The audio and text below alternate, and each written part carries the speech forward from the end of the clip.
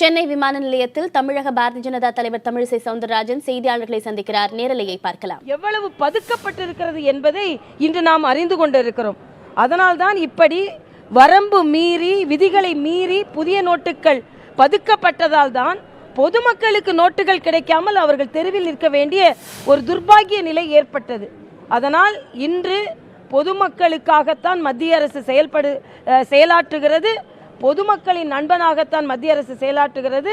ஆட்சி அதிகாரத்தில் இருந்தாலும் தவறு செய்தவர்கள் நிச்சயம் விசாரணைக்கு உட்படுத்தப்படுவார்கள் என்ற பாடத்தை இன்று பதிக்கியவர்கள் படித்துக் கொண்டிருக்கிறார்கள். ராகுல் காந்தி இப்போ வந்து பிரதமர் மோடி வந்து குஜராத் சீஃப் மினிஸ்டர் இருக்கும்போது இந்த மாதிரி லஞ்ச புகார், அதாவது ராகுல் காந்தியின் இந்த குற்றச்சாட்டு ஏற்கனவே பூஷன் அவர்களால் உச்சநீதிமன்றத்தில் வழக்காக தொடரப்பட்டு உச்சநீதிமன்றத்தின் அத்தனை நீதிபதிகளும் இது ஒரு ஜீரோ கேஸ் என்று சொல்லியிருக்கிறார்கள்.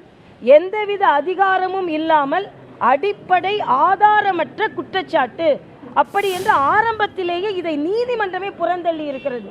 ஆக ஆறப்போட்டு நீதிமன்றமே இதில் ஒன்றுமில்லை என்று சொன்ன ஒரு தகவலை வைத்துக்கொண்டு மரியாதைக்குரிய நமது பாரத பிரதமர் சொன்னதை போல பூகம்பம் வருகிறதோ இல்லையோ ராகுல் காந்தியை பார்த்தால் சிரிப்பு தான் வருகிறது. அதுதான்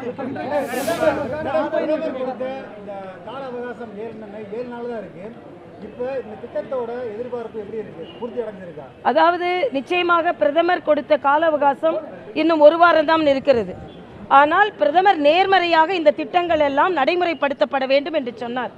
நீங்கள் இன்று பதுக்கல் பணங்களை புதிய பணங்களை பிடிப்பதை நீங்கள் பார்த்தீர்கள் என்றால் பிரதமரே ஆச்சரியப்படுகிறார். ஊழலுக்காக எதிர்க்கட்சிகள் எல்லாம் ஒன்று சேர்ந்திருக்கிறார்கள். எப்படி இப்படி புதிய பணத்தை பெறுவதில் ஊழல் செய்திருக்கிறார்கள், வங்கியில் இருந்து புரோக்கர்களில் இருந்து இன்று. ஆனால் நீங்கள் ஒன்றை சரியாக புரிந்து கொள்ள வேண்டும், அவர்களெல்லாம் பிடிபட்டு இருக்கிறார்கள். பிடிப்பட்ட புதிய நோட்டுகள் மறுபடியும் மக்களுக்கு கிடைப்பதற்கான ஏற்பாடு செய்யப்படும் என்று. ஆக மரியாதைக்குரிய நரேந்திர மோடி அவர்கள் என்ன திட்டமிட்டார்களோ அந்த திட்டம் சிறப்பாக நிறைவேறும். ஆனால் அவரே எதிர்பார்க்காதது இவ்வளவு நல்ல பணத்தை புதிய பணத்தை மறுபடியும் சுருட்டுவார்கள் என்று. அதற்கும் இரும்பு கரம் கொண்டு அடக்கப்படும் பொழுது நிச்சயமாக மக்கள் எதிர்பார்த்த மாற்றம் வரும். ஜல்லிக்கட்டை பொறுத்தமட்டில் பாரதிய ஜனதா கட்சி உள்ளுணர்வோடு உள்ளார்த்தமாக நிச்சயமாக ஜல்லிக்கட்டு நடைபெற வேண்டும் என்று சென்ற ஆண்டே அவசர ஆணை ஒன்றை பிறப்பித்தார்கள்.